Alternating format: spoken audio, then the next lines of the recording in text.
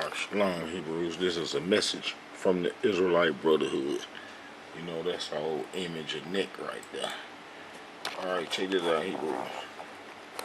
Why the why the uh why the Jews and the peoples that claim a Israelite heritage don't have the affliction and the curses and the wrath of the Creator on them, and how they are not vulnerable to other ethnic groups, and how that, they don't even fit biblical curses in history. Why is that?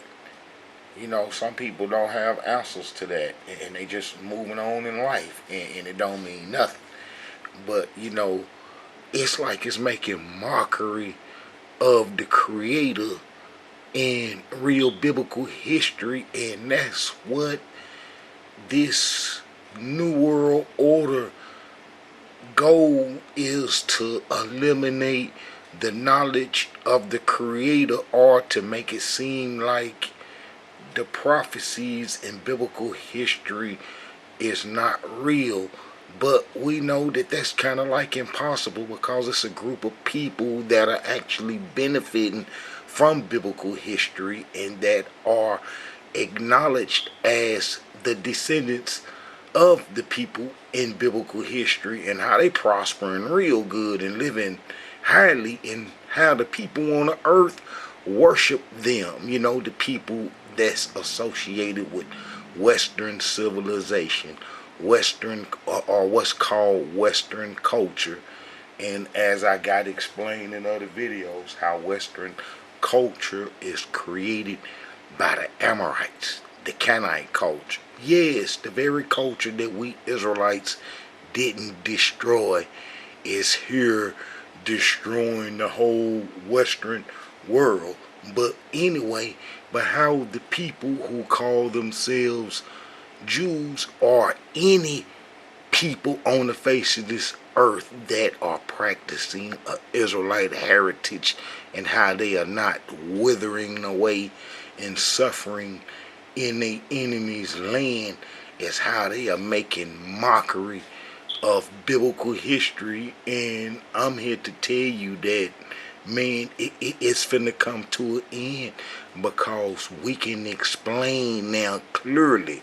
Now I'm talking about the Israelite Brotherhood. This is really gonna be the spokesman for the whole Israelite community, because you can't rely on the other Israelite organizations right now, because they are using Jewish myths. They are using the Jews' history, and yes, there are Jews, and a lot of Israelites can't account for how the Jews got into the Israelite heritage, and which is the foundation for this mockery that you see today, when you acknowledge the Jews, the Sephardi's and the Ashkenazis, as being Israelites, and then you don't see the curses on them suffering and withering away in the enemy's land. And we know that Western civilization history has been recorded since the Israelites abandoned covenant, and our heritage fell into the Babylonian scribes' hand.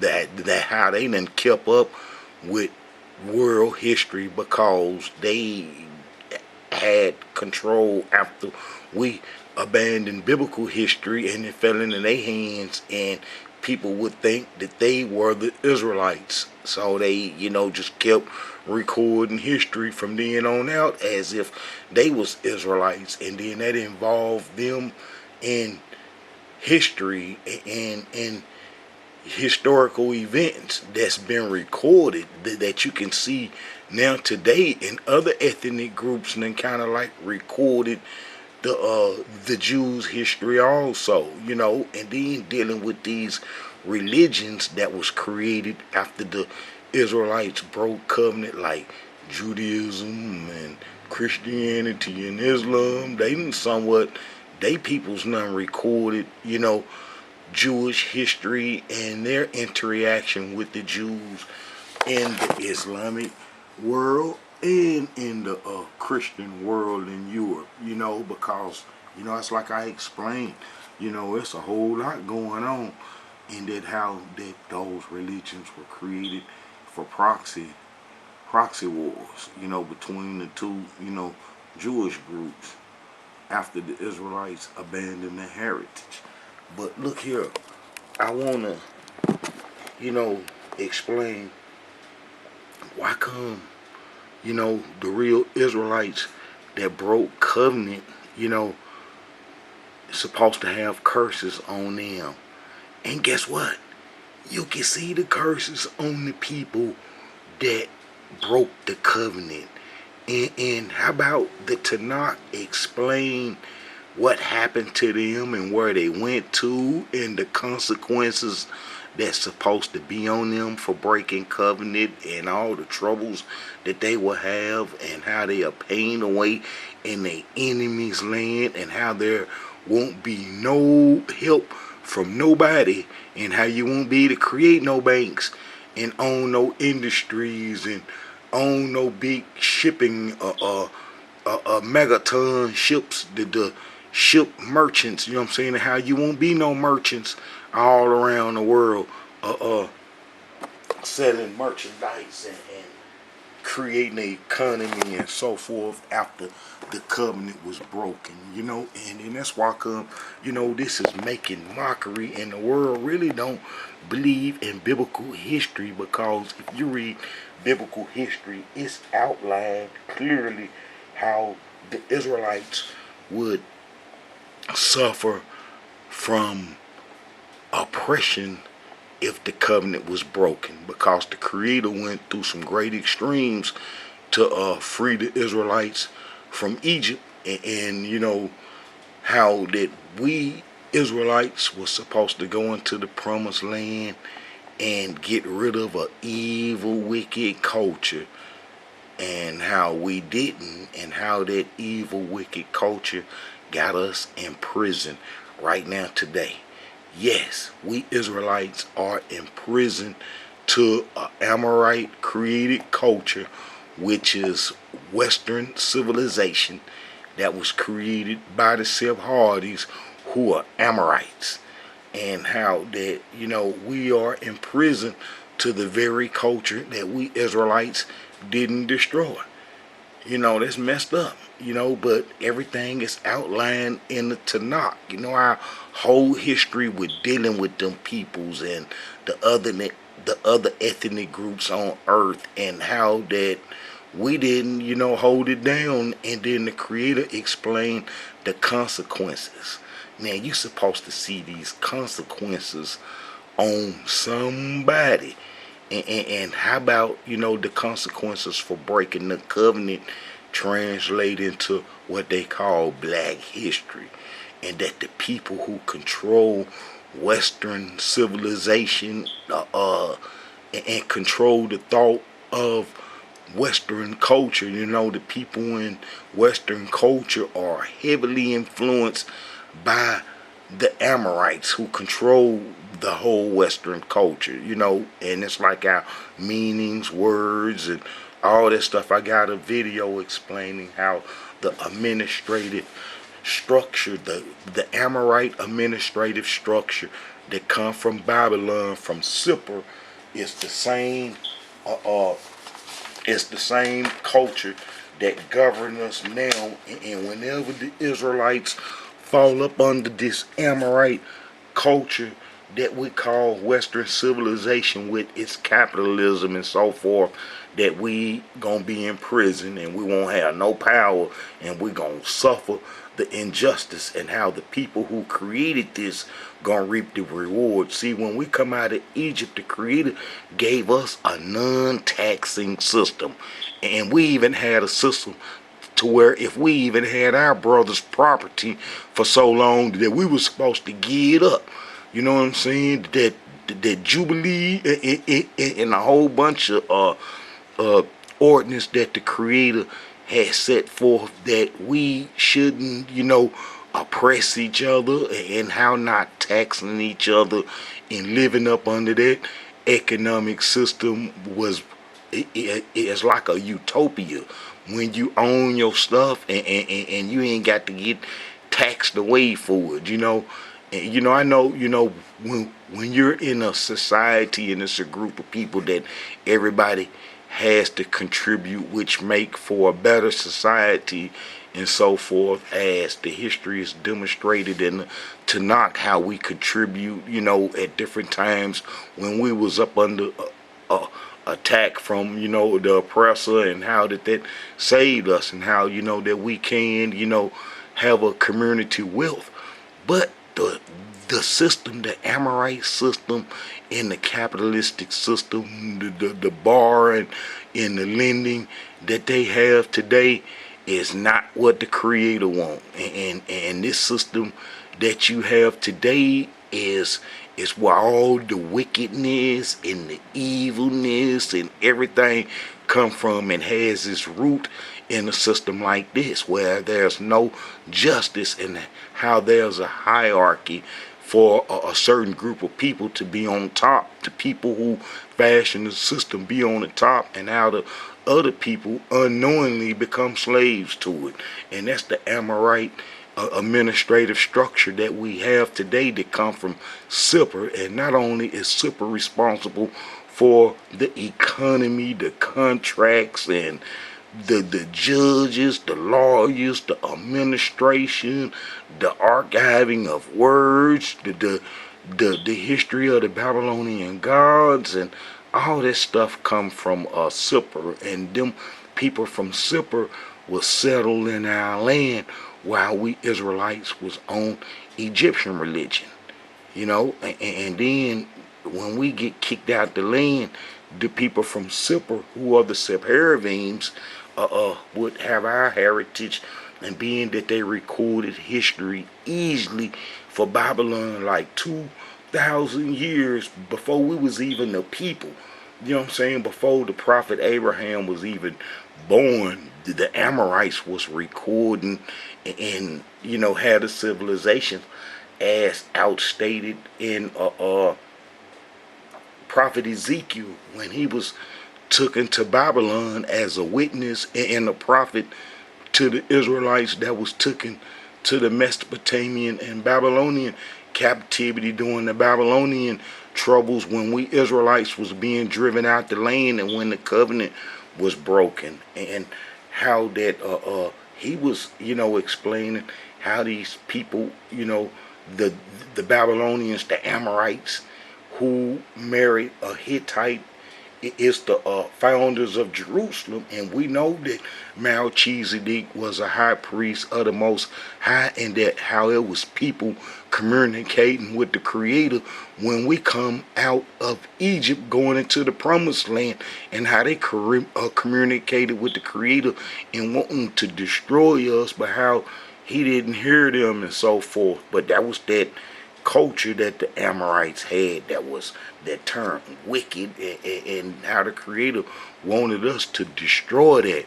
Well, how about we didn't destroy that culture, and that culture come to America via, the Phoenicians going to Spain, and then in 70 AD, when the Sephardics, which they always had trading routes with this organization called the Randanites, that did trade all around the world. I got videos explaining this, especially with the Black Jews videos, how they banned the Black Jews videos. I explain in the videos how that they trying to use the Black Jews that they created doing trade routes in Africa and so forth. That's like the Sephardics will have Chinese Jews, in China, because they did trade in China and had community and houses and made it with the peoples, and converted the peoples, as well as India and Russia, and most definitely in Europe. And then how that they converted them peoples, and how that them peoples, you know, would look like, you know, the peoples of them lands. And that's one of the terms, Semitic. And it covers all them peoples and all them lands that have pigmentation or so forth that associated with the Jews, and especially the Sephardi Jews. The Semitic terms mean semi, semi, half and half, and they become really absorb all the tribes, half of all the ancient tribes that the Israelites wasn't supposed to mix with. You know, is them folks, the Sephardi branch. Behind it in 70 A.D. when Ashkenazi, through the Roman Catholic Church that they created, would chase the Edomites out of northeast Africa, the Promised Land, into Spain and Portugal, and how that them folks would post up there, and they always been there since the Greek times and so forth. And you know, it's history how the Jews in the Hellenistic culture would embrace the Greek culture, and that would be because the Greeks are the ones that destroyed the exiles when they come home from Babylon after the Babylonian Wars. I got all kind of videos explaining that. But anyway, how did them folks would go from Spain over to the Americas, and I got videos showing the first synagogue set up, you know, during the slavery days and so forth, and how that, you know, them folks would set up the administrative structure that the Amorites created, that go all the way back to Babylon, you know, and went to Greeks, you know, and influenced the Greek culture, and Egypt too, you know, got mixed in with it too, because they had control of Egypt after the Greek time. All right, Hebrews, let me get back to this here, because I could talk about, you know, little stuff like that all day long. But listen here, it's a mockery and hypocrisy for a people to be claiming a Israelite heritage, and that are not Israelites, and that are not suffering and painting away, or don't have a history of painting away. You know, that's like now, Israelites, let me tell y'all what the enemy's doing, and they so slick. Man, I'm talking about our enemies is super slick. How about they getting rid of all the historical monuments and icons that was associated with slavery and so forth, because they trying to usher in a one world government. Since we Israelites sleep and playing games and stuff, and ain't trying to wake up, that they trying to ease towards they goal line, and trying to, you know, usher in the new world order. Is what we Israelites will fall up under too. That mean that we won't have no Almighty Yah protection and so forth. If we fall up under this new government system that they trying to set up to govern everybody, then that means that we won't have no utopia, in that the prophecies in the Bible, you know, about the Israelites' redemption, you know, won't come true. And that's another mockery, like I was saying at first, is how that these people that's claiming the Israelite heritage is, you know, mocking the Creator by trying to make it seem like the prophecies gonna come true with redemption. And we know that these people ain't been suffering. The people who got an Israelite heritage now, that ain't been suffering in nobody's land, and ain't been no enemies nowhere. And that's like how here in the Western culture, our enemies trying to get rid of the icons that's associated with slavery and so forth, and our past bondage that you could just outright see, and how they trying to get rid of those statues. So 10 years from now, that we ain't woke up, that 10 years from now, that there won't be no images associated with slavery, and how you won't be able to explain to your kids where this image come from and what it mean and so forth. They real slick, you know. They getting rid of all them images that associated with slavery, even taking their flags down that represent that stuff, because 10 years from now, they don't want you to have no proof that you was in slavery. That's like with them them Africans that they letting come over from Africa that ain't shared our experience and so forth, and that them prospered here in the Western culture, and then got above the so-called African Americans, and how that they, using this as a mockery to stop our cry in the world. Because then when they show our prosperity, then they show the Africans that ain't connected to the transatlantic slave trade, and how they going right along with this mess too, and how that they being put as a picture of our success in the Western Hemisphere since the slavery days, when and actually they are not the same people. That's like Obama. Obama is not an Israelite, and how his father come from Kenya, how his daddy come from Kenya, and then his mother was a European, a Caucasian woman.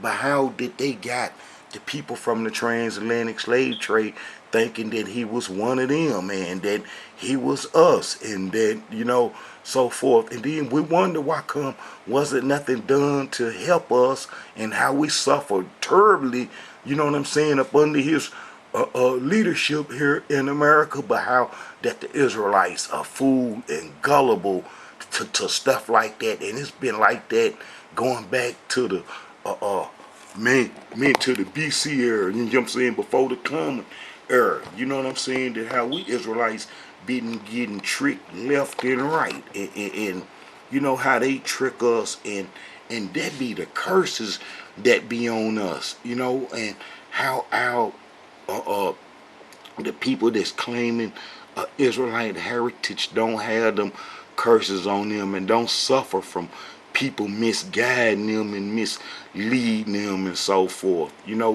That's like, that the Holocaust thing.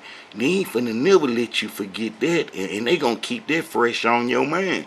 But the slave monuments and things that associate with our oppression, that we can say, hey, this is associated with the curses and so forth, and you can see this monument represent one of the curses in the Bible. How they getting rid of all that stuff, and how they don't want us to have none of that stuff as a memory, because they don't want us people from the transatlantic slave trade to even realize that we are the Israelites. But guess what? The leaders who run the country know that we Israelites, because I done showed a whole bunch of them. I done got into their circle. You know what I'm saying? I done got into their circle, and I've been showing them how we the Israelites, and how it ain't gonna be no escaping. They can't say they didn't know, because they know. Because the Israelite Brotherhood then got in and showed them. But look here, Hebrews, I want to talk about this brother Nick Cannon, how he done folded up, you know what I'm saying, to them Jews, and how, some of them folks gonna use our history as a weapon to kind of get what they want. Not saying that he doing the same thing, but I'm here to tell you that these brothers be using Jewish myths. Now they hard be right, and they, what I'm saying, they got courage to say that we Israelites, to even mention it on a social media site, that the vast majority in the public and the people see and watch. It's courageous. So I got to commend him for that. But if he only knew real Israelite history, then he can really get something done. You know what I'm saying? And I believe that these individuals that's in these influential places, that, man, if they could only connect with the Israelite Brotherhood some kind of way. It's like I'm trying to work with the brother Jay-Z.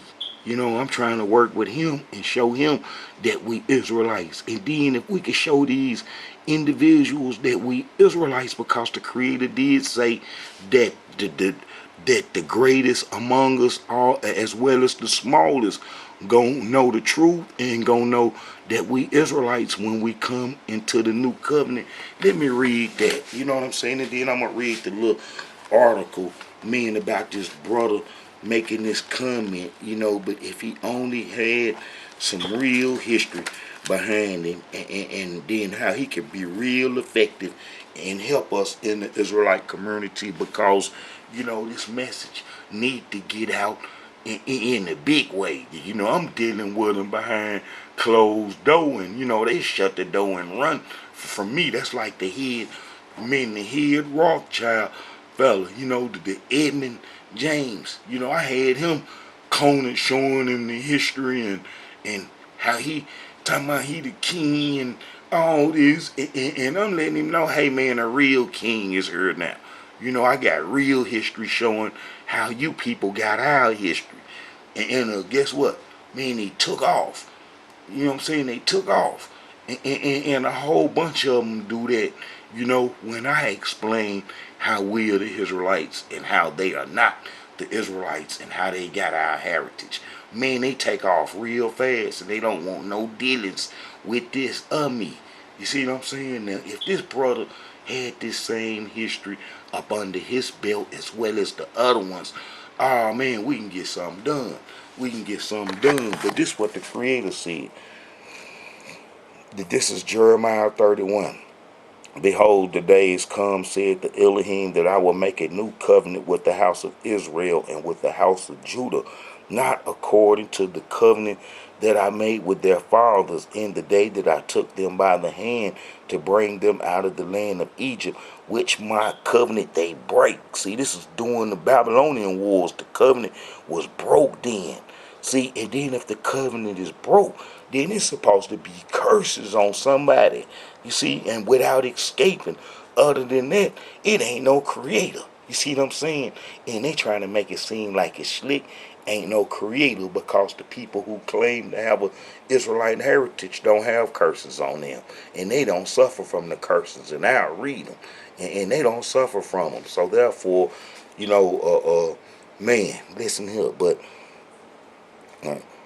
not according to the covenant that I made with their fathers in the day that I took them by the hand to bring them out of the land of Egypt, which my covenant they break, although I was a husband unto them, said the Elohim. But this shall be the covenant that I will make with the house of Israel after those days, said the Elohim. I will put my law in their inward parts, and will write it in their hearts, and will be their Yah, and they shall be my people. And they shall teach no more every man his neighbor and every man his brother, saying, know the Elohim, for they shall all know me, from the least of them to the greatest of them, said the Elohim. For I will forgive their iniquity, and I will remember their sin no more.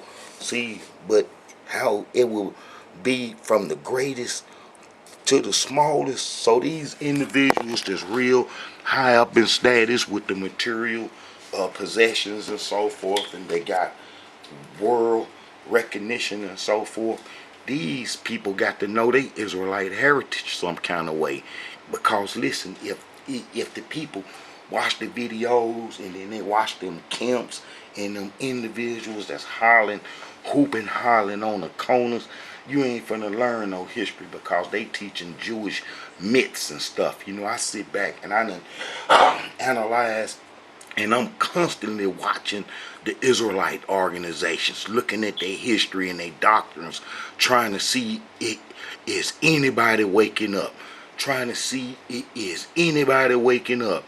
And man, it's rough. Ain't hardly none of them waking up. Yeah, they'll come to my site and spit a little words here and there and stuff. But man, them Israelites that's in them organizations up under them so-called Israelite leaders, man, they following them folks wholeheartedly, and they ain't trying to break up away from that stuff, even though truth is right here.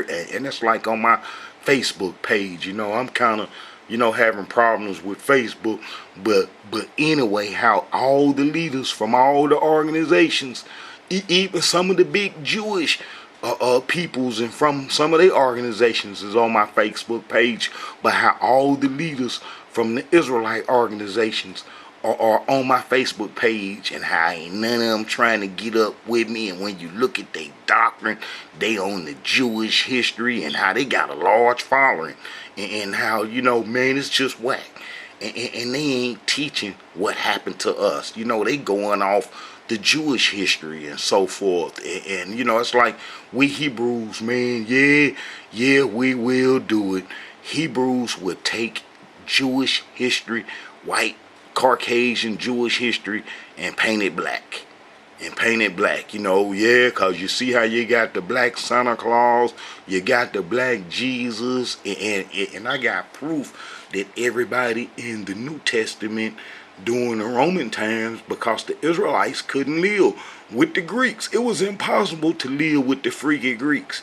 And I showed how the exiles from the Babylonian captivity, which was like a 1%, and Israel was among the Babylonian captivity, with those Israelites taken to Babylon, because it never was any 10 lost tribes. And I showed in plenty of videos, as well as I can show now easily, how the Israelites was among the exiles taken to the Mesopotamian area for the little time that they was, and you know, and that Israel was among them, and that when they come back from the Babylonian captivity, freed by the Persians around by 538 BC, that when they got home, that how they only could live in Jerusalem because the Scythians, Ashkenazi, had settled in the promised land. And it's something the Hebrews don't understand and don't have in their history, which make their whole history off and whack, is if you don't have Ashkenazi in the Sephardi Jews. You have to explain how they got into the Israelite heritage. And most Israelites, the first thing that they'll say is that the Ashkenazi Jews, they call them Khazars. They the Khazars. They the Khazars. They the Khazars. Not knowing that Ashkenazi was in our heritage almost probably about a good 2,000 years before the Khazars. Or at least about a good 1,500 years before. Nah, man, about almost 2,000 years before the Khazars even come about, and how the Sephardi Jews was in our heritage, man, almost, man, since we come out of Egypt, they been hanging around. We never did drive all the Amorite tribes out, and how the Sephardims are Amorites from the Sephardims that was placed in Sippar are Amorites, and how that the Amorites that we never drove out, but how that the scribes from Babylon was placed in the promised land in 722 BC, and how that they been in the Israelite heritage, man, before the Khazars, man, probably about almost a good 2,500 years, and how did the Khazars come on around about 6 AD, you know, and how that the Ashkenazi and the Sephardis been in our heritage way longer than the Khazars and stuff, and how that the Khazars ain't nothing but one of Japhet's sons, Togarmah, his descendants getting into the Israelite heritage and so forth. That's like I explained, you know, our heritage went in a whole lot of places, but our heritage really got centered around these parts, around the Georgia in the Armenian area, because a lot of the Jews from Ashkenazi stock, you know, come from these parts, and this is where ancient Assyria was also, and them people would destroy Assyria, as well as those people coming from underground. I got videos about that in Turkey, and that's like how them 12 churches in the New Testament is all in the Turkey area, and it's where the Hittites was, and that was a no-go place for the Israelites. All this was a no-go place for the Israelites, as well as all the lands up in the north. You wouldn't find no Israelites hanging out in none of them places, as King David stated in one of his verses that's dedicated to him. Maybe I'll pull that up in a minute, to how he wouldn't go to Meshech or dwell in the tents of Kedar and so forth, and how he want peace and how they just want war, and how they know Israelites went up here, but how that the people from the Khazars, who are mixed with the Kurds, the Khazars, and the Karaites, all them groups. You know, they all lived in the same area and stuff, and they all related. But how did them people, you know, would have, you know, a, a, a homeland over here, and how that they had come from the promised land by this dude named Tigranes the Great. Tigranes the Great took some Jews to Armenia and so forth, and how that they would hang around them, and then how those would be Togarmar's kids. Togarmar's kids. Those would be Togarmar's kids. Togarmar is going to be Ashkenaz's youngest brother. You know, they are the sons of Japhet, and if you read the Khazars' history, they're gonna tell you that they come from the that their daddy was Togarmar. But anyway, this is the mockery. Man, it's a mockery how these people that claim an Israelite heritage ain't withering away in the enemy's land and suffering like the curses calls for. You know, the curses calls for the Israelites, once covenant was broken, for the Israelites to to be withering away in the enemy's land. You know what I'm saying? And how that it's no escaping the Creator, and that how that these people are making a mockery of the Creator by claiming the Israelite heritage, but not withering away and suffering as curses calls for. And that how that the people who are really Israelites that suffered from the curses, and how we in captivity in the Western Hemisphere, and how all these other nations know that we been taken to slavery and ain't never been reparated and took from here as a whole. Now, if you escape individually because you got some wealth and you done made it up out of America, somewhere settled in the East, then I guess you blessed. But I'm talking about us as a whole. We come over here as a whole, and we should leave as a whole. And how that we still withering away in the Western Hemisphere, and how these other nations don't care because they know, you know. And it's like this, man, the con game that was played on the world is when they made all them Bibles. Now, that's like I explained how that the curses is in the Tanakh, and how the Tanakh supposed to be the Jews' history, and how that very history they making a mockery out of by not suffering and withering away in their enemy's land, and suffering as the curses calls for. And how that in the Bible, in all these Bibles that been passed around to all these nations and so forth, look at the Jews as the chosen people and so forth, and how that they don't see us Israelites as the chosen people who are the real Israelites, and how that we ran into Africa during the Babylonian Wars, and how our history been hid from the rest of the world, and how these people just turn a blind eye and turn their back to what happened to us in the transatlantic slave trade, and how they don't even mention it. And then they know how evil that America been to us, and constantly seeing it on social media now, and how other nations don't care. And that's why governments don't take the Creator, Almighty Yah, to restore us. And that's how you see that it's a mockery, because you see how bad we suffering, and it don't seem like it's no help and no redemption. And then when redemption and help come, it's going to be the real miracle. And how these people that claim an Israelite heritage ain't suffer nothing. And then the redemption that they got, they went and paid some money for land with the money that they controlled and set up in the Western culture and so forth. Oh man, it's something else. But check this out. This is what that brother Nick said. And then look, they say this, look.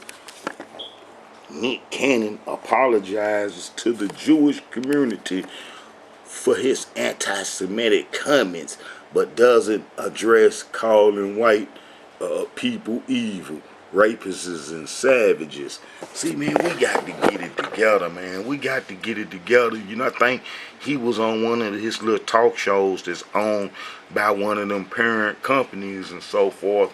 And then how he was talking to one of them Public Enemy members, Richard Griff. See, if they knew real Israelite history, then they could be effective. You know, matter of fact, the Jews ain't gonna even talk to them if they start explaining some Israelite history. They gonna get them off the earth, and they ain't gonna have no communications. They ain't finna let the world hear this. So that's why they could be able to shoot little stuff like this at the Jews, and then the Jews take they misinformation and use it as a weapon to further enhance their ability to deny people to express themselves with laws and so forth, calling this anti-Semitism if you disagree with them.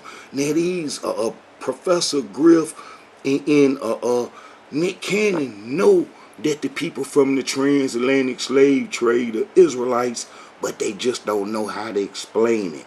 They just don't know how to explain it. And then that would cause the ruckus, because our enemies use any ineffective history that you present on a worldly level as a weapon to say that you are attacking them, and then that solidify they holding on to our heritage, because you coming at them ineffectively and wrongly, which enhances their shield, which strengthens their shield. You see, if you come at the Jews with ineffective history, and the history is not true or incorrect, or you using their history to try to, you know, do something, then man, they gonna put their shield up on you, and that shield, man, gonna strengthen them. You know what I'm saying? That the more ignorance that you pour at them, the stronger that they get. So you have to come at them with correct history. And Professor Griff and Nick Cannon, they don't know no correct history. You know what I'm saying? They got to learn. And I've been trying to, you know, so I made a few comments on his social media site, but when them brothers see the truth now, they gonna probably duck and run, even though, you know, it's like a good threat. Man, it's a good threat to hold over the Jews' head to say, hey, I'm going to tell everybody what time it is, and I'm going to tell them that we Israelites, and how that they don't want to disturb the public with that. They don't want to disturb the public with none of that information right there. So, you know, it ain't nothing but a game right now. But, you know, we in the Israelite Brotherhood, we serious about this. And we tired of people playing with our history and stuff like a little tug of war. You know, we sick of the tug of war with the Israelite history. And it's going to come to an end when people start realizing what happened, and that how this is not a game and how this is real. You know, but like I say, look here, him and Professor Griff, you know, Professor Griff, who was kicked out of the rap group in 1989 for saying Jews were wicked. In the 90-minute broadcast, Cannon and Griff claim black people are the true Hebrews, and that Jews have usurped their identity. No, the Jews didn't. Well, with the exiles, I got a video explaining how the Tobiats, you know, the Tobiats got the exiles and so forth when they come back. But overall, man, we abandoned our heritage to the Jews. We abandoned our heritage to the Jews during the Babylonian Wars, when all the tribes ran into Africa, as I've proven over and over, how it never was any 10 lost tribes, and how that's a myth. But how we Israelites abandoned our heritage to the Jews, and then disrespected the Creator greatly. You know, we at fault, and I'm going to show how we Israelites are at fault for breaking the covenant, and how that the other people, just like having a bag of diamonds fall in your hands, a bag of diamonds fell in their hand, and what else is they to do with it but shine? They can't do nothing but shine and sparkle cause a whole bag of diamonds fell in their hand.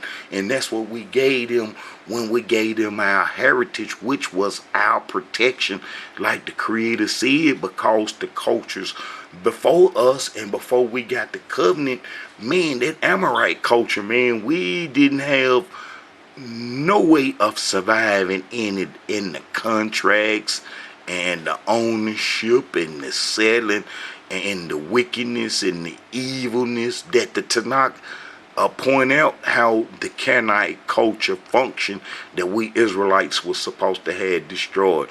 Oh man, we can't function up under that. But guess what? We up under it right now. The same wickedness and evilness that we didn't destroy in the past, we up under here now. You know what I'm saying? We up under it now. And I want to show you how that the people who got our heritage, how we abandoned the heritage to them. And that how that, they didn't, take anything, and how we gave it to them in exchange for Egyptian religion. It's like we, abandoned a brand new car and went and got in an old, raggedy, tore-up car, the Egyptian car. That the Creator was real smart when He set us right here in the middle, and right in Northeast Africa, on the African plateau at the end, what they call the Promised Land. And how that if we would have kept the covenant, how that would have killed the Egyptian culture. Yeah, man, that would have killed the Egyptian culture, because the Egyptians couldn't come across the Promised Land, and we didn't worship the same God. You see, we could set trip big time. We don't even worship the same God you Egyptians worship, so you ain't coming across here. And then how we had the real Creator behind us, and how we was gonna kill the Egyptian culture. That's one of the reasons why our enemies used the Egyptian paraphernalia as gods, as images, and the images of the pyramids and the pharaohs and all that stuff as a lucky charm and stuff, because they know that that's what caused the Israelites to be destroyed, because we didn't block off that Egyptian culture, which was connected to that Amorite Mesopotamian culture, which was evil and wicked, which was the Amorite culture that extended from the Nile all the way to the Euphrates, which was our inheritance if we would have had took it over the first time when we come out of Egypt. But how that Pharaoh was real slick when he seen that Joseph answered his dreams, and then he gave Joseph Asenath. And then Asenath is the priest of On daughter.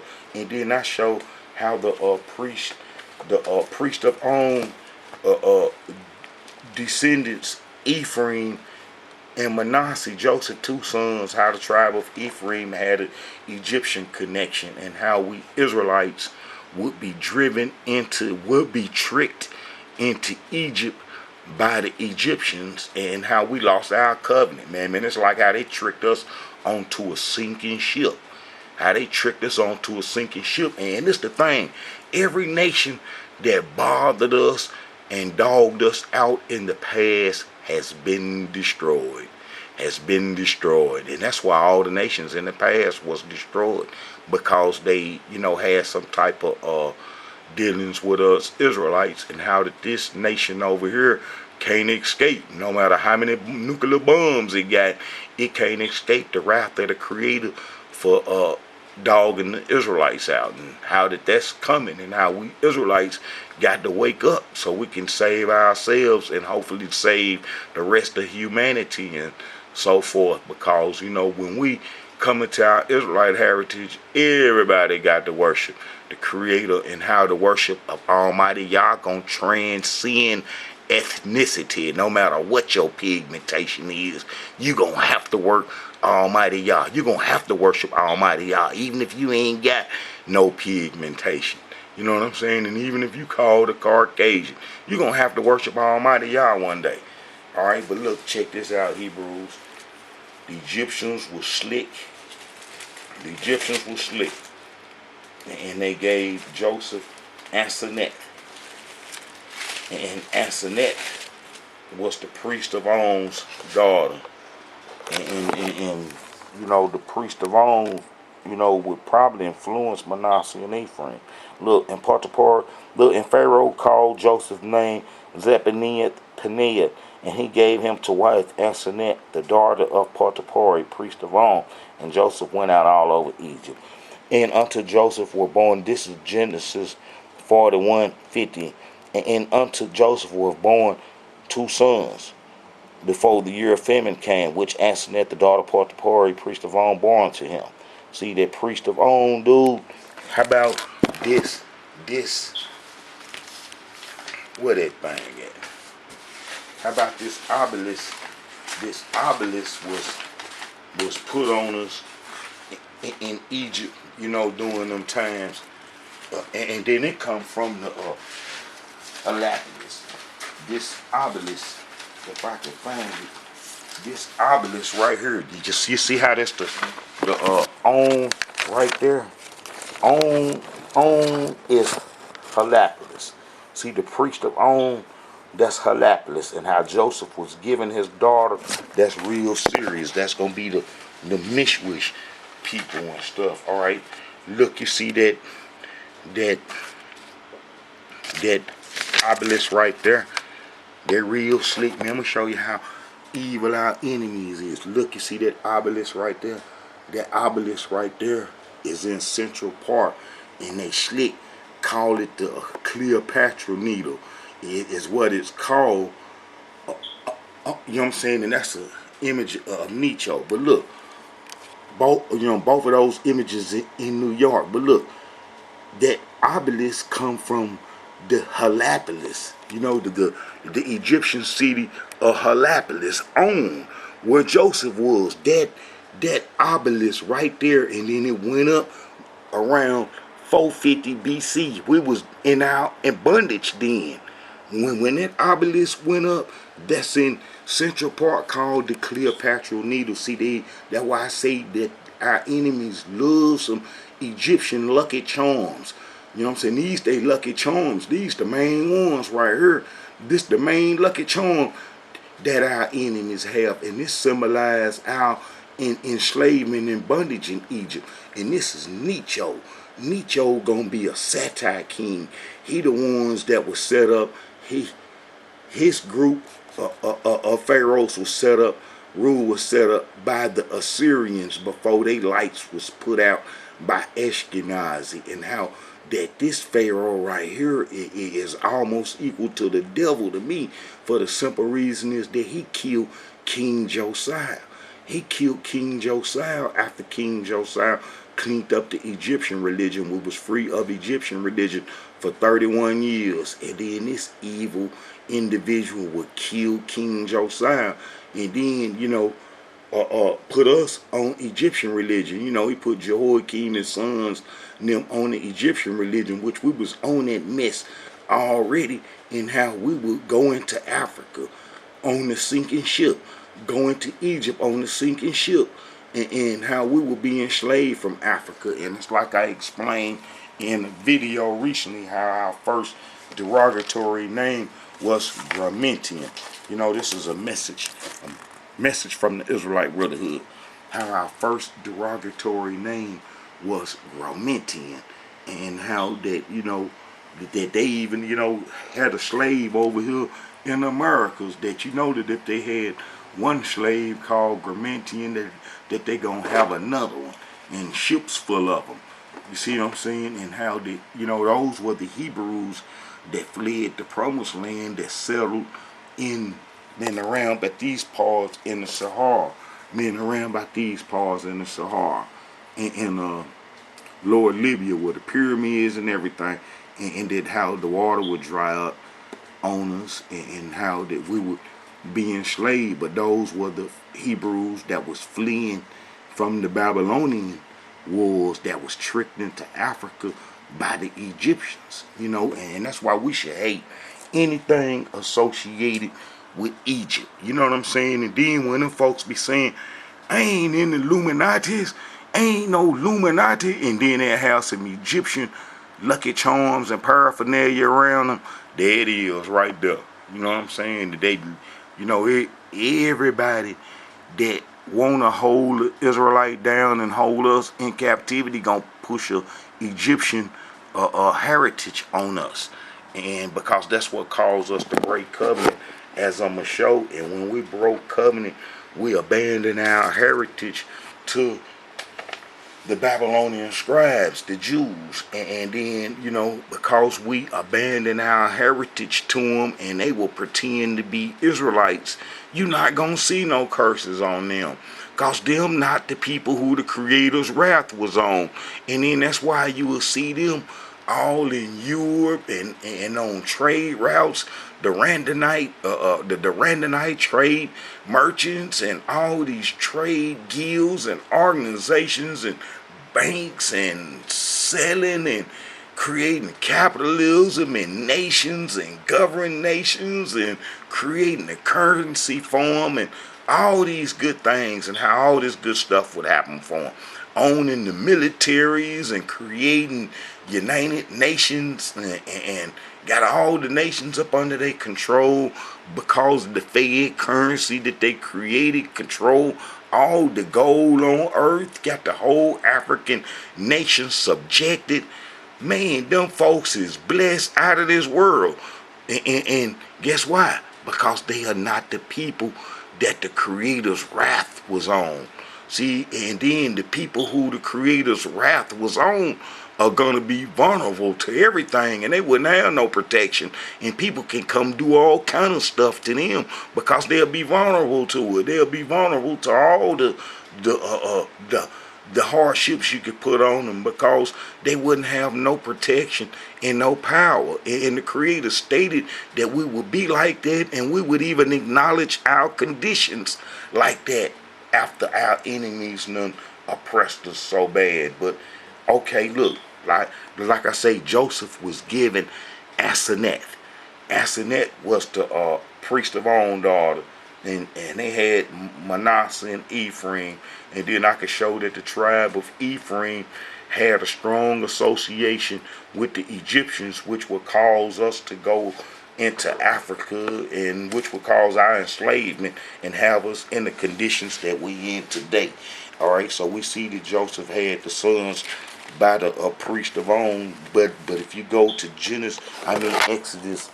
Exodus 12:38, and up on our Exodus from Egypt with the prophet Moses as the leader, a mixed multitude went up also with us, flocks, and herds, and very much cattle. That's gonna be them sub-Saharan Mishwish Libyan tribes, because they was big on the cattle worship, real big on the cattle worship. And that golden calf Hathor ain't nothing but Ra, Patah, Amon combined is like what the cross is to the Christian organizations and so forth. All right, but you see how that mixed multitude leave with us. That's gonna be them Egyptians that Joseph and them is kin to, and that they mix with us. They relatives would leave with us. You know what I'm saying? And them Egyptians would leave with us, and then they will cause us trouble and be a thorn in our side.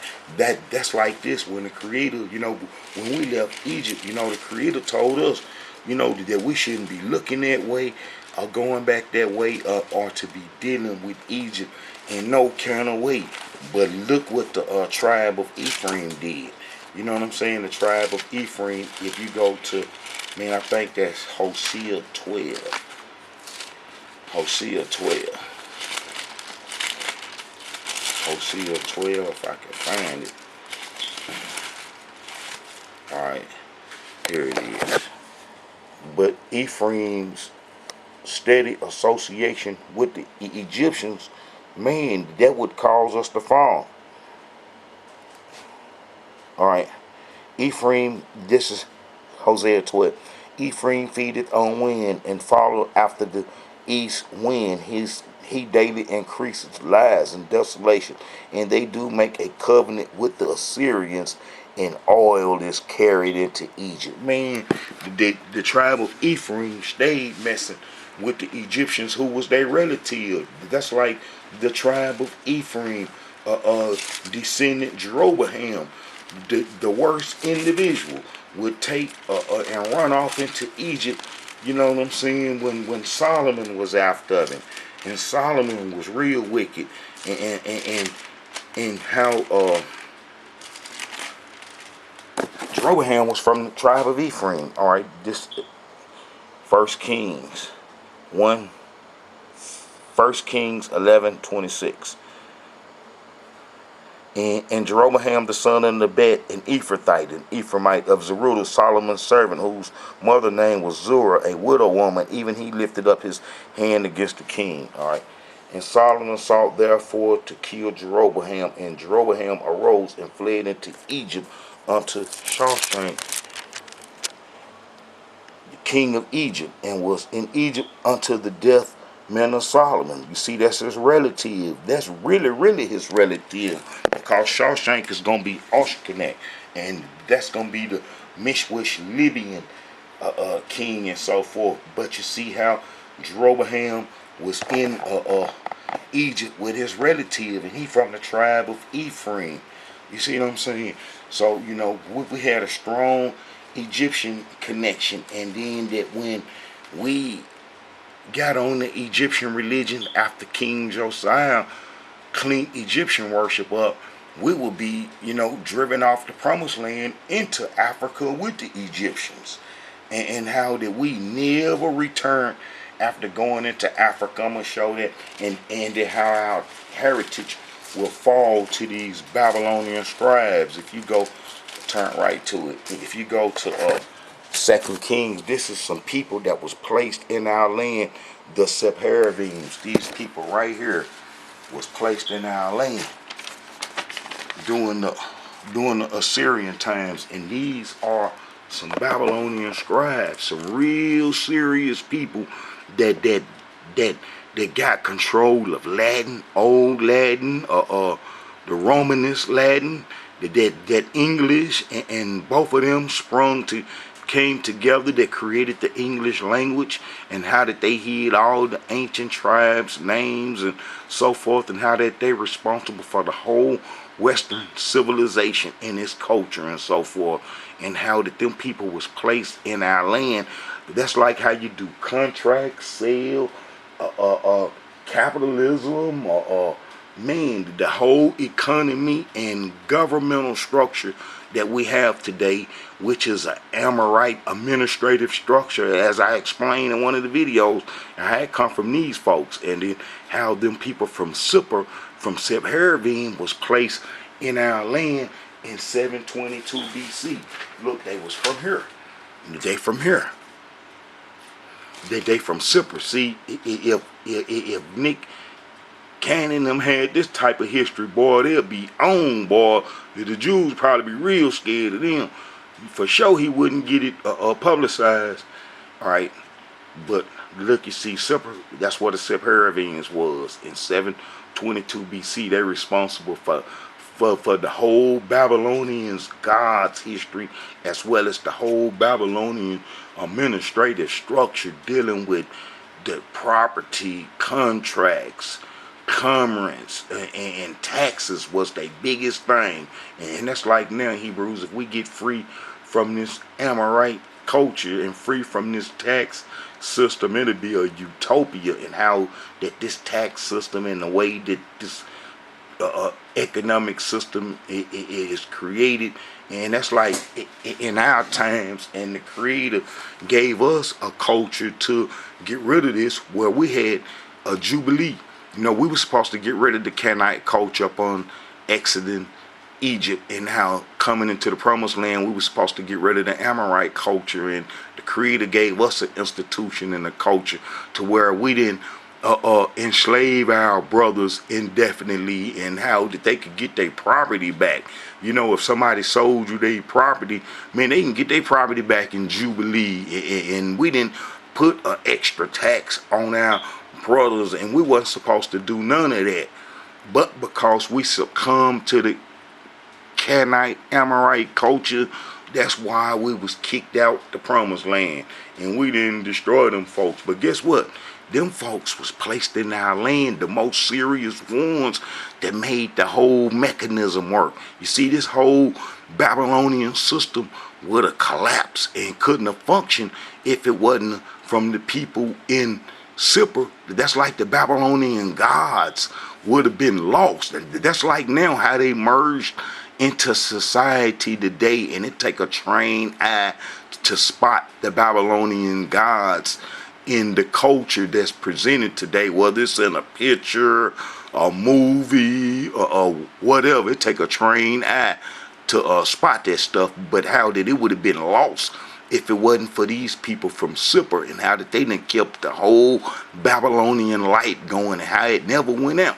That's like how the Canaanite Amorite culture never went out, and how that light is still burning after these thousands of years, because we Israelites didn't destroy it, but how it's no justice in a system, and how it's a hierarchy that they, the people that created and developed it from the beginning, reap the cream at the top, and that's the control of the banks and the commerce of all the nations that fall up under its administrative control, which is the whole Western culture.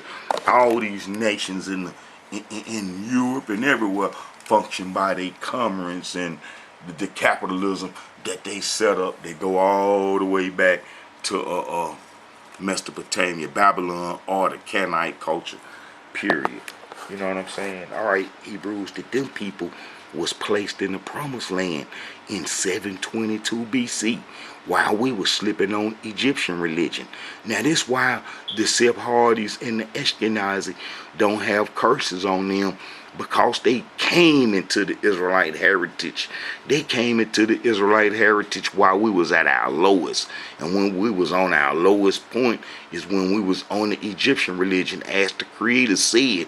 I can show over and over that the Creator knew that the Israelites would break the covenant. Therefore, that them people who claim an Israelite heritage should have been subjected to the curses that the Creator said that the Israelites would be up under. Man, they should have been, but they wasn't. And that's why it's a mockery. You know what I'm saying? It's a mockery, you know what I'm saying, of biblical history, because here you got some people claiming the Israelite heritage but ain't suffered none of the curses. But if you go to 2 Kings chapter 17, verse 24, and you'll see this is in 722 BC. And the king of Assyria brought men from Babylon, and from Cuddle, and from Abel, and from Hamath, and from Sepharvaim, and placed them in the cities of Samaria instead of the children of Israel. And they possessed Samaria and dwelt in the cities thereof. And as you read, you're going to see, so they feared the Elohim, and made unto themselves of the lords of them priests of the high places, which sacrificed for them in the houses of the high places. You know what I'm saying? But as you read, you'll see that they was doing the culture and that was in Samaria and in the northern kingdom when they was placed. And then I can show that them same people 7 years later, after being placed, would come to the Passover dinner under King Hezekiah, and how King Hezekiah had all the tribes at home.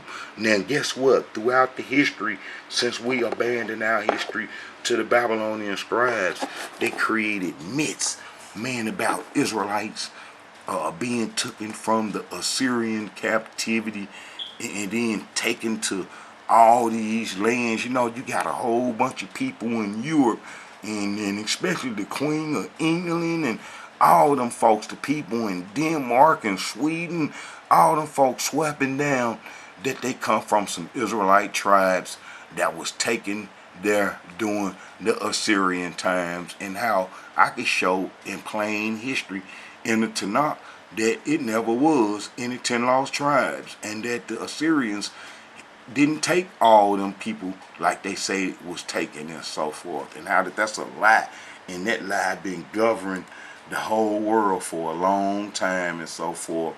And that how that, you know, even if them people ain't suffering in none of them lands, and the only way the Israelites could be off their land is if the Creator drove us off, and that how all these people was in these other lands prospering and doing good and not up under none of the subjections of the curses that the Creator said would be on the Israelites. That's the same as the way with them black Jews. You know, the black Jews in Africa come from the trade routes and the Randonite trade routes and Sephardim trade routes into Africa from Yemen and through Ethiopia and so forth, and how they converted people and set up shop, and then how that they will stay there, and then how later on the Jews will come associate with them, and they'll say, oh, they the children of Israel, and they just got dark skin, that's all.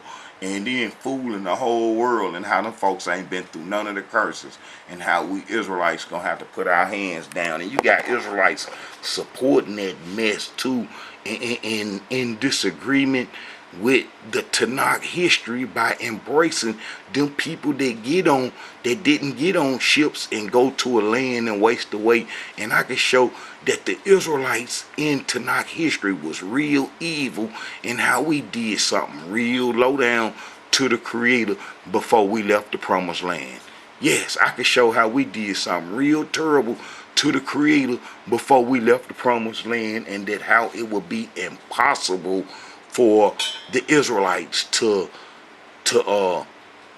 be in other lands prospering when the Creator done set out the curses already. Alright, let's go to first let me show that it wasn't no 10 lost tribes, and then you'll know that all the Israelites will be there doing the Babylonian wars, because when the Babylonian trouble started, the Assyrian problems was over, because the Babylonians had destroyed the Assyrians. The Babylonians had destroyed the Assyrians. And if you turn to Second Chronicles 30, this gonna be dealing with King Hezekiah. This is around about 715 BC. This is 7 years after the so-called Assyrian wars. And as I showed that the Assyrians in the tribe of Ephraim had a covenant that they sold all in Egypt. And I proved over and over that the Assyrian captivity wasn't what our enemies been portraying, like the Assyrians were mortal enemies to the Israelites. They were robbers. They was robbers, and we will rob with them, and we'll pay them to help rob other people. Like the tribe of Israel will pay the Syrians to rob Judah, and Judah will pay the Syrians to rob us, and the Syrians, and we was going back and forth with that mess. And then, you know, that's like the kingship. After King David, it's whoever had a strong hand was gonna be the king in the land of Israel. And then how it didn't go off off what the Creator said, and off from David lineage, and then, you know what I'm saying, on down, because King David followed the order of the Creator, and the Creator loved King David. Boy, I'm talking about loved him, because King David would get rid of our enemies and that Canaanite culture. He didn't try to uphold it and embrace it. But look here, this is what I want to show, that how that the Assyrian captivity, that they were now mortal enemies, and that the people that was mortal enemies to the Assyrians gonna be them Scythians up here. The Scythians, you see Uratar and the Sumerans and the Paragons, and the Paragons and Sumers, and then that's them underground cities and stuff that went all the way from Turkey all the way through Europe. The Thracians, all of them was some armed savages on horses, and that was vicious out of this world. And that how that they was living at the top, and how Assyria empire was close to them. And I got a video explaining how them people would come up out of the Caucasus Mountain and go to Assyria and kick it in Assyria and learn. You know, just before they even went to Babylon, you know what I'm saying, they was kicking in and hanging around Assyria.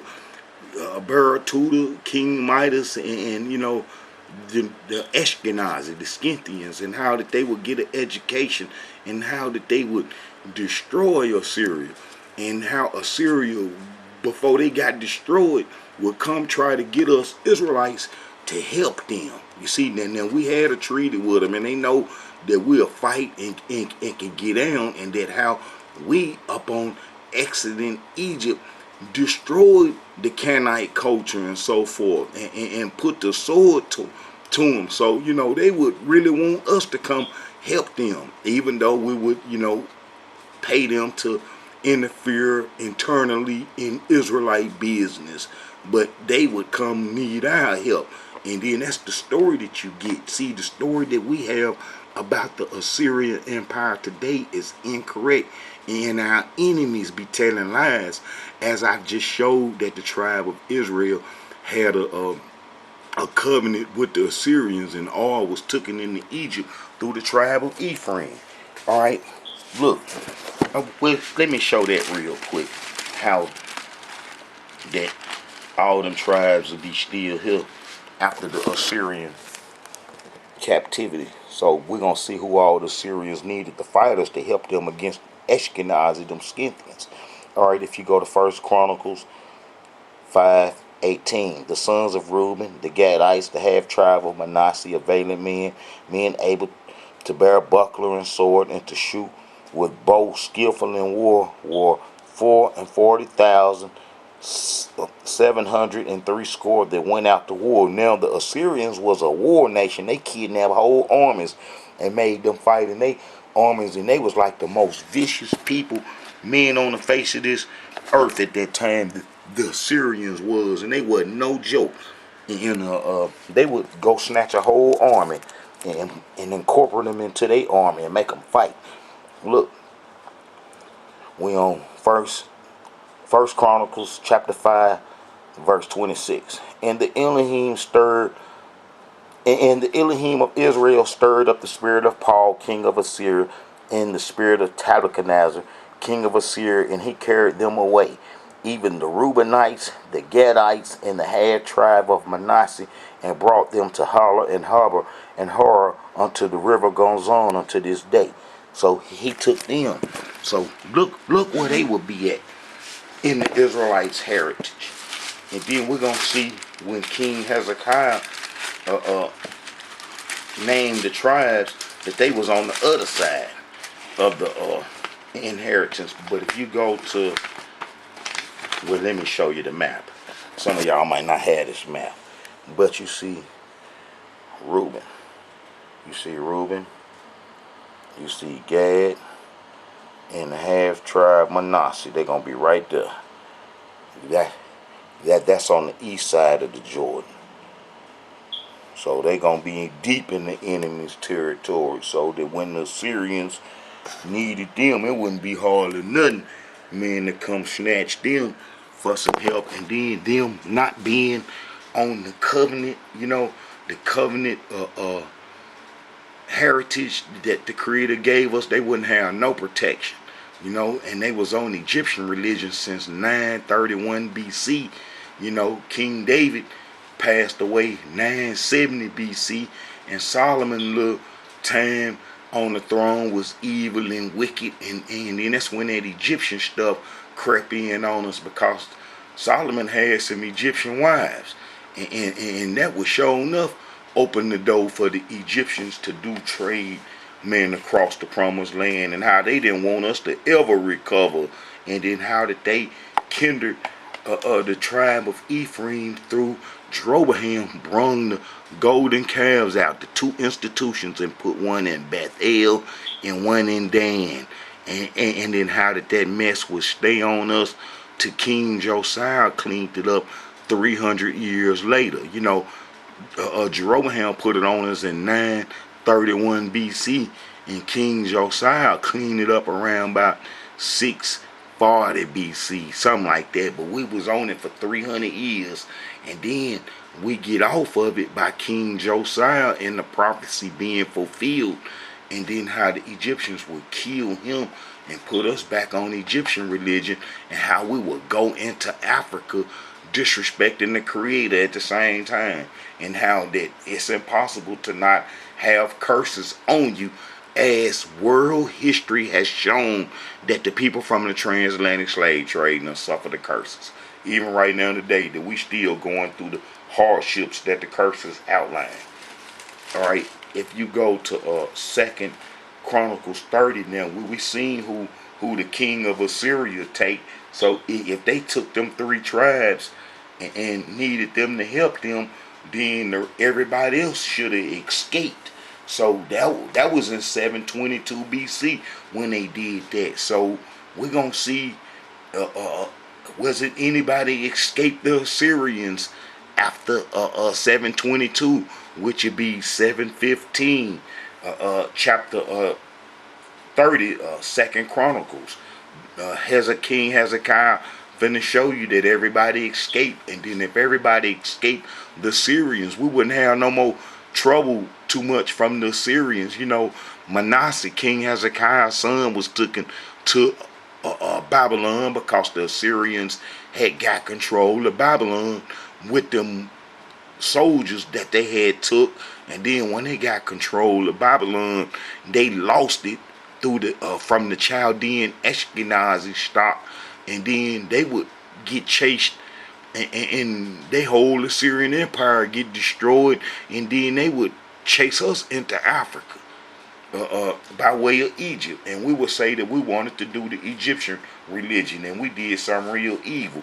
But let's see if any Israelites was here after after the Assyrian captivity, which they would be there during the Babylonian times. And as I show in other videos anyway, that the Israelites was still there after the Babylonian captivity. All right, and Hezekiah, this is Second Chronicles chapter 30. And Hezekiah sent to all Israel and Judah, and wrote letters unto Ephraim and Manasseh, that they should come to the house of the Elohim at Jerusalem to keep the Passover unto the Elohim Yah. For the king had taken counsel, and his princes and all the congregation in Jerusalem, to keep the Passover in the 2nd month, for they could not keep it at that time, because the priests had not sanctified themselves sufficiently, neither had the people gathered themselves together to Jerusalem. And the thing pleased the king in all the congregation. So they established a decree to make proclamation throughout all Israel. Look, throughout all Israel, from Beersheba even to Dan, that they should come to keep the Passover unto the Elohim of Yah of Israel at Jerusalem, for they had not done it of a long time in such sort as it was written. But listen, he sent a letter from Beersheba even to Dan. So let's see where Beersheba to Dan is. We're going to see where Beersheba to Dan is. Alright. Beersheba. Right there. That's close to the neck. That's like going in Africa right there. Alright. Beersheba all the way to Dan. Alright, so then you see that all this is on the west side, man, of the Nile, and that these ones on this side, and they got taken. You know what I'm saying? 7 years before, as I just showed, the king of Assyria took them. So these people should still be here if the king of Assyria only needed them. Alright. So the post went with the letters from the king and his princes throughout all Israel and Judah, according to the commandment of the king, saying, Ye children of Israel, turn again unto the Elohim Yah of Abraham, Isaac, and Israel, and he will return to the remainder of you that are escaped out of the hands of the kings. Look, you see the S on kings, kings of Assyria. Be not like your fathers and like your brethren, which trespass against the Elohim your Yah, and the fathers who therefore gave them up to their desolation. As you see, that's gonna be them soldiers that the Assyrians took. And look, as you read on down, you'll see that it says, so the post passed from city to city through the country of Ephraim, Manasseh, even unto Zebulun, but they laughed them to scorn and mocked them. Nevertheless, the verse of Asher, Manasseh, and Zebulun humbled themselves and came to Jerusalem. So them Israelites was there, and they never went into no captivity. So them Israelites gonna all be there during the Babylonian wars. And when they was driven off their land, then man, we'll all just become one people, like the Creator told the prophet Ezekiel. I might get that in too. But look, as you read, man, and then you get on down here to verse 18. For a multitude of the people, even many of Ephraim, Manasseh, Ishkar, Zebulun, had not cleansed themselves, yet they did eat the Passover, otherwise that it was written. But Hezekiah prayed for them, saying, the good Elohim pardon everyone. And not only did they come, remember that them strangers got set in Samaria in 722 BC. Man, a lot went on during that time. Everybody was popping game on us because we was on the Egyptian religion, Northern Kingdom.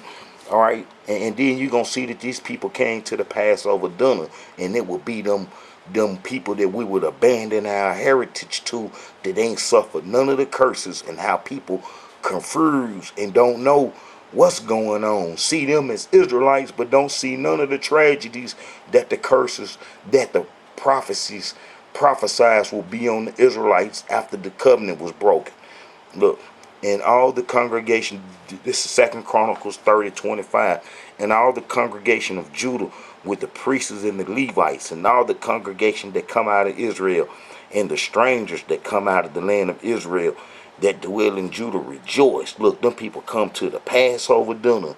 The strangers that come out of Israel, which gonna be the people placed in 722 BC, the Sephardims.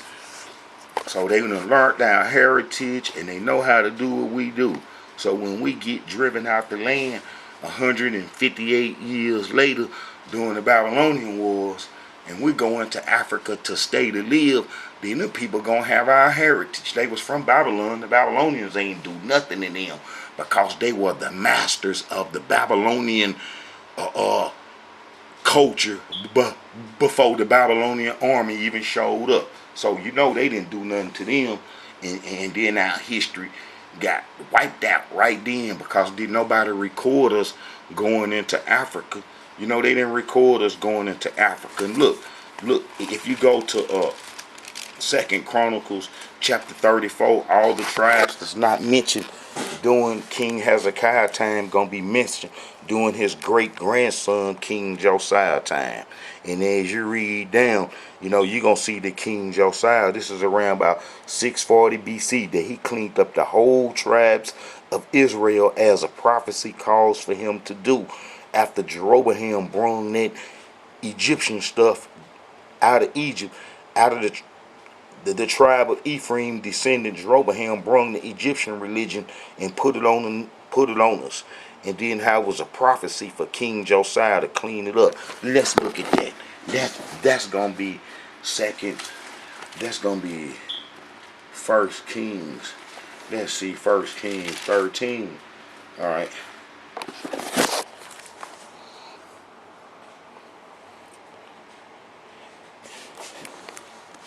And behold, there come a man of Yah out of Judah by the word of the Elohim unto Bethel, and Jeroboam stood by the altar to burn incense, and he cried against the altar in the word of the Elohim, and said, Altar, altar, altar, this saith the Elohim, behold, a child shall be born unto the house of David, Josiah by name, and upon thee shall he offer the priests of the high places that burn incense upon thee, and men's bones shall be burnt upon thee.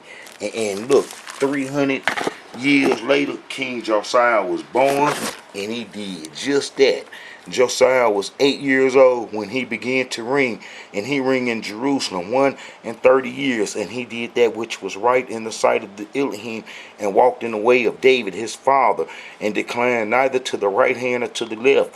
For in the 8th year of his reign, while he was yet young, he began to seek after Yah of David his father, and in the 12th year he began to purge Judah and Jerusalem from the high places and the groves and the carved images and the molten images, and they break down the altars of Balaam in his presence, and the images that were on high above them he cut down, in the groves and the carving images and the molten images he brake in pieces, and made dust of them, and stowed it upon the graves of them that had sacrifice of them, and he burnt the bones of the priests upon their altars, and cleansed Judah and Jerusalem, and so did he in the cities of Manasseh, Ephraim, Simon, even unto Naphtali, with their mattucks round about. So he cleaned up the whole inheritance too. And when he had broken down the altars and the groves, and had beaten the graven images into powder, and cut down all the idols throughout all the land of Israel, he returned to Jerusalem. So he would clean the Egyptian religion up, and the Amorite religion up. And then, as I explained before, this dude need your evil tail trying to come across the promised land, knowing King Josiah cleaned the land up, and he'll try to come across the promised land to help the Assyrians in their last effort, and he would kill King Josiah, have him killed, and then would put us back on the Egyptian religion that we had been off of for 31 years, and then we would go into Africa when the Babylonians came, because the Creator said he done had enough. And if you read the book of Jeremiah, it outlined all our sins and our wickedness. And like I say, it was a very specific wicked act that we did before we went into Africa that would ensure that the Israelites could not escape the curses, which go to show that the people who are perpetrating to be Israelites are false and roguish, and they gonna be in trouble by the Creator for perpetrating this lie, because they are not the Israelites that broke the covenant. So therefore you don't see the wrath of the Creator on them. But the people that did break the covenant that went into Africa, you can see the wrath of the Creator on them. And if you go to Jeremiah, this is what we said, man. It's awful.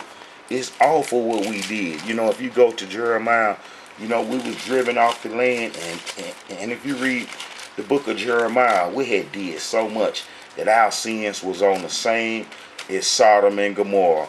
Our sins was on the same as Sodom and Gomorrah, about the same sin as we got now. How we was robbing and stealing and killing from each other, and how we was doing the Amorite, Canaanite, Egyptian culture, and how we just was evil. And the more that the Creator punished us, the more evil we became, to where we had to be driven off the land.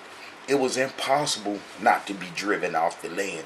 And we know that once the Hebrews was driven off the land, that the curses was automatic, and that it's no prospering in your enemy's land or in captivity, and that the only prosperity that we could have did was on the promised land.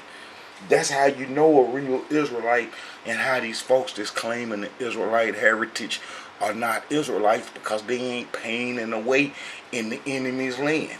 But if you go to Jeremiah 42, you'll see that after we was driven out the land, chased out the land, that we did something real evil. We did something real evil. Man, I'm talking about real evil. And look, this us being chased off the land. And they departed and dwelled in the Hibbitite of Chitham, which is by Bethlehem, to go to enter into Egypt, because of the Chaldeans, for they were afraid of them. The Chaldeans done burnt. They done burnt the temple up. They done burnt the land, the houses up, and everything. And man, we ran into Egypt. was on our way into Egypt, and the prophet Jeremiah caught up with us. You know, we had a chance before then, because the prophet Ezekiel then was the first time that the Babylonians came and they took them, and then how we couldn't stop doing wrong and evil, and then how that them folks come back again and got us and drove us off the land. And once covenant was broken, that our heritage in history couldn't be saved. And I'm gonna show all them as prophecies. But look, this is what we see. This is what we see. On our way into Africa, the prophet Jeremiah caught up with us. Then all the captains of the forces, and Johan the son of Ker, and Jezaniah the son of Hoshea, and all the people from the least even unto the greatest came near, and said unto Jeremiah the prophet, Let we beseech thee, our supplication be accepted before thee, and pray for us unto the Elohim thy Yah, even for all this remain, for we are left but a few of many, as thine eyes do behold, that the Elohim thy Yah may show us the way wherein we may walk, in the things that we may do. That's evil and wicked right there, where we were saying it was no recover from this. Zero recover. Look, then Jeremiah the prophet said unto them, I have heard you. Behold, I will pray unto the Elohim your Yah according to the words, man, according to your words. And it shall come to pass that whatever so thing the Elohim shall say shall answer you, I will declare it unto you. I will keep nothing back from you. So he was saying, whatever Almighty Yah gonna tell me, you know, he was gonna be gone for about 10 days. That whatever Almighty Yah tell me, I'm gonna tell y'all. You know what I'm saying? He ain't gonna hold nothing back. Whether it be good or whether it be evil, we will obey. Look, let me see. Then they said to Jeremiah, the Elohim be a true and faithful witness between us, if we do not, even according to all the things for which the Elohim the Yah shall send thee to us. You see, that's curses right there. That's doom right there. That's playing with fire right there. It's no recover from right there. And our enemy's not going to tell us that we did this. They not going to even tell us that no Israelites ran into Africa to live and stay. That's not in world history. I got that as quiet history, the quietest history on the face of this earth, and how the enemy is not going to tell you this. They're not going to tell you that we disrespected the Creator and ran into Africa. That's why come the bag of diamonds and then fell into the Jews' hand, and they shiny and bling, bling, bling, and walking around with a smile on their face, and eating good, living good, sleeping good under Israelite heritage, because they not the people that did this to the Creator. And then we abandon our heritage to them. You know, that's, man, is messed up. We some wicked people. Look, then they said to Jeremiah, the Lord, the Elohim be a true and faithful witness between us, if we do not, even according to all the things for which the Elohim thy Yah shall send thee to us, whether it be good or whether it be evil. We will obey the voice of the Elohim our Yah, to whom we send thee, that it may be well with us when we obey the voice of the Elohim our Yah. And it come to pass after 10 days that the word of the Elohim came unto Jeremiah. Then called he Johan the son of Ker, and all the captains of the fortress which were with him, and all the people from the least even unto the greatest, and said unto them, This saith the Elohim Yah, the Elohim of Israel, unto whom ye sent me to present your supplications before him. If ye will still abide in this land, then I will build you and not pull you down, and I will plant you and not pluck you up. But I repent me of the evil that I have done unto you. Be not afraid of the king of Babylon, of whom ye are afraid. Be not afraid of him, said the Elohim, for I am with you to save you and to deliver you from his hand. You know, and I will show mercy unto you, that he may have mercy upon you and cause you to return to your own land. But if ye say, we will not dwell in this land, neither obey the voice of the Elohim your Yah, saying, No, but we will go into the land of Egypt, where we shall see no war, nor hear the sound of the trumpet, nor have hunger of bread, and there will we dwell. And look, that's what we said, and that's what we did. We went into Africa. We took off. We went into Africa. And we never did return. We never did return, so therefore you should see some people with the curses on them. See, look here, what it said right here. Look, and it come to pass, this Jeremiah 43, and it come to pass that when Jeremiah had made an end of speaking unto all the people all the words of the Elohim their Yah, for which the Elohim their Yah had sent him to them, even all these words, then spake Azariah the son of Hoshea, and Johanan the son of Ker, and all the proud men, saying unto Jeremiah, Thou speakest falsely. The Elohim our Yah hath not sent thee to say, Go not into the land of Egypt to sojourn there, but Baruch the son of Ner set thee on against us for to deliver us into the hand of the Chaldeans, that they might put us to death and carry us away captive to Babylon. See, we didn't want to hear that. We didn't want to hear that. We didn't want to hear go back to the promised land. Look, and then this is what we see to seal our faith. Now, we done already disrespected the Creator. We done got on down into Egypt. You know, as I show on the satellite map, that Egypt ain't nowhere from the promised land. And the promised land ain't nowhere to Egypt. Ain't nowhere from Egypt. Look, this is Jeremiah 44, verse 15, 16, 17, and 18, sealed our faith.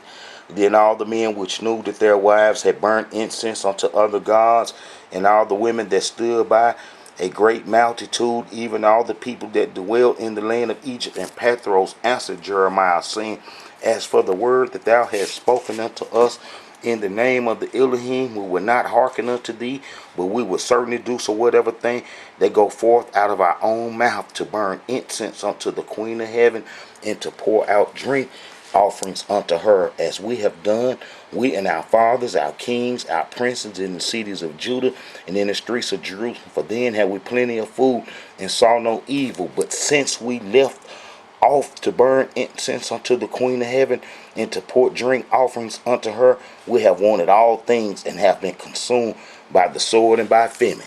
And then we disappeared off the annals of history. We disappeared off the annals of history, and how did those Hebrews that went into Africa never come back up out of Africa? Never came back out of Africa when the exiles come home from the Babylonian captivity, and how did those Hebrews never come back out to be reunited with those Israelites right there? And that how we went into Africa to do the Egyptian religion, and how that was blank history from then on out, and that how we done suffered all the curses, and how that the people that's claiming the Israelite heritage ain't suffered none of the curses. And then this is what the Creator said, man, about the curses. You know, a lot of people will be reading, you know, the curses in Deuteronomy 28, but it's some curses in Leviticus 26 that outline, you know, that was before the ones in Deuteronomy 28. And you know, this one says, you know, man, I'm going to read some of the curses. This is Leviticus 26, 33. And I will scatter you among the heathen, and will draw out a sword after you, and your land shall be desolate, and your cities waste. Then shall the land enjoy her Sabbaths as long as it lay desolate, and ye be in your enemy's land. And then shall the land rest and enjoy her Sabbaths. As long as it lay desolate, it shall rest, because it did not rest in your Sabbaths when ye dwell upon it. And upon them that are left alive of you, I will send faintness in the hearts of the lands of their enemies. And the sound of a shaking leaf shall cause them, shall chase them, and they shall flee, and as if fleeing from a sword, and they shall fall when none pursue it. That's like how it was in slavery days, real scary. And afterwards too. And they shall fall one upon another, as it were before a sword, when none pursueth. And ye shall have no power to stand before your enemies, and ye shall perish among the heathen, and the land of your enemies shall eat you up, and they that are left of you shall pain away in the iniquity of your enemies' land, and also in the iniquities of their fathers shall they pain away in them. See, so we supposed to, people that broke the curse is supposed to be paining away in their enemies' land. So why come they ain't paining away in their enemies' land? All these people that's claiming the Israelite heritage. And then if you go to Deuteronomy 28, everybody know them curses. And then let me show you that the Creator even say that he knew we would break the covenant. So therefore our enemies is living in error, because the Creator say he knew that the Israelites will break the covenant, and therefore the curses will set out. Then they should be living that life. They should be living that life. And if you go to Deuteronomy 31, verse 16, and the Elohim said unto Moses, behold, thou shalt sleep with thy fathers, and this people will rise up and go a horn after the gods of the strangers of the land where they go to be among them, and will forsake me and break my covenant which I have made with them. Then my anger shall be kindled against them in that day, and I will forsake them, and I will hide my face from them, and they shall be devoured. And many evils and troubles shall befall them, so that they shall say in that day, are not these evils come upon us, because our Yah is not among us? And then check this out. Prophet Moses say the same thing.